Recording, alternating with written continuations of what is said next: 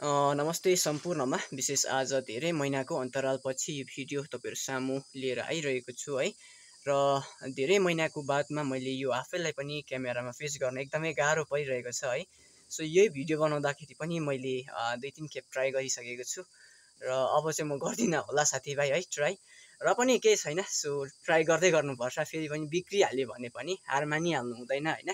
र विशेष गरी आज मैले अघि नै भनिहालेँ, धेरै महिनाको बादमा मैले यो आफैलाई पनि क्यामेरामा फेस गर्दाखेरि एकदमै गाह्रो परिरहेको छ क्या। अनि मैले बिहान यो फेसबुकमै मैले अब म त प्रायः फेसबुकहरू मात्रै चलाउँछु, अनि अरू एप्स त म त्यस्तो इन्ट्रेस्ट पनि लाग्दैन है। अनि त्यो केही न्युजहरू हेर्ने क्रममा चाहिँ आज धेरैजना हाम्रो मेरै फेसबुकको मित्रहरूले हाम्रो ह्याप्पी मदर्स डे है भनेर सम्झना स्वरूप एउटा आमाको फोटो लगाएको देखेँ मैले। धेरैजनाले अब त्यो देखेँ नि त, अन्त मलाई पनि एउटा इच्छा लाग्यो क्या। आज त आमाको मुख हेर्ने दिन रहेछ, एउटा सेल्फी खिचेर त लगाउनु पर्छ क्या हो भनेर मैले सोचेँ क्या। तर म आफैले यसो विचार गरेँ कि 365 दिन हुन्छ 1 इयरमा होइन।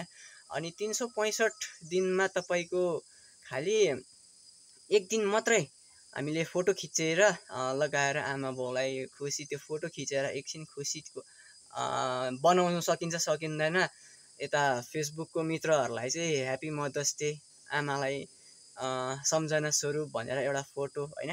सो त्यो लगाइरहेको, अब त्यो लगाइरहनु भन्दा चाहिँ बरु एक दिन त्यो फोटो लगाएर हामीले बाउ आमालाई खुसी पार्नु भन्दा बरु सधैँभरि नै खुसी राख न होइन। सो किनभने यो कुरा मैले आज किन भनिरहेको छु भने, सो मेरै गाउँमा पनि धेरैजना अब साथीभाइ दाजुभाइहरूको विशेष परिवारहरूमा म हेर्छु कि बाबु आमाले एकदमै दुःख पीर भोगिरहेको है, दुःखहरू सहिरहेको।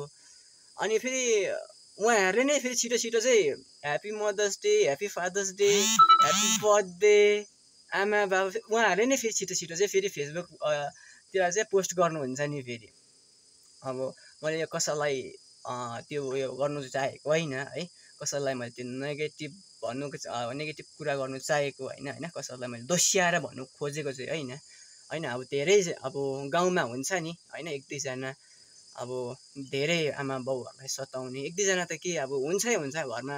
अब एउटा परिवारमा 5जना 6जनाको फ्यामिली छ भने एकजना न एकजना त बाउ आमालाई रुवाउने हुन्छ है।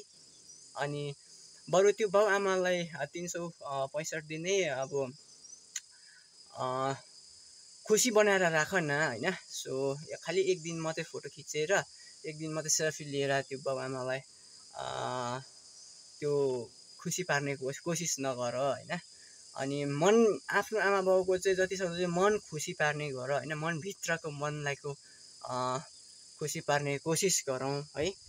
र मैले आज धेरै देखेँ फेसबुक मार्फत है ह्याप्पी मदर्स डे। अनि त्यही मलाई आज मैले यो खासमा भिडियो बनाउनु मलाई यस्तो जरुरी पनि थिएन, तर मलाई चाहिँ यो काहीँ न काहीँ मनमा लाग्यो क्या। अनि डेली बाउ आमालाई रुवाउने मान्छेले हतार फेसबुकमा चाहिँ happy mother's day, happy father's day, यो त अलिक सुहाएन नि त होइन।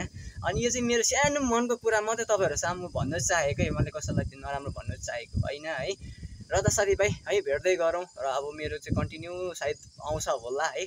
म किनभने अहिले यो बितेको दिनहरूमा मैले यो भिडियो चाहिँ किन नबनाएको भन्दाखेरि कन्टेन्ट निकाल्नु सक्दैन साथीभाइ है। एकमा त हामी अब एउटा गाउँघरमा अब त्यसै यो है घाँस दाउरा इत्यादि यो गाउँको कामहरू गरेर बस्ने व्यक्तिले चाहिँ यो अब मजाको कन्टेन्टहरू निकाल्नु सकिँदैन होइन।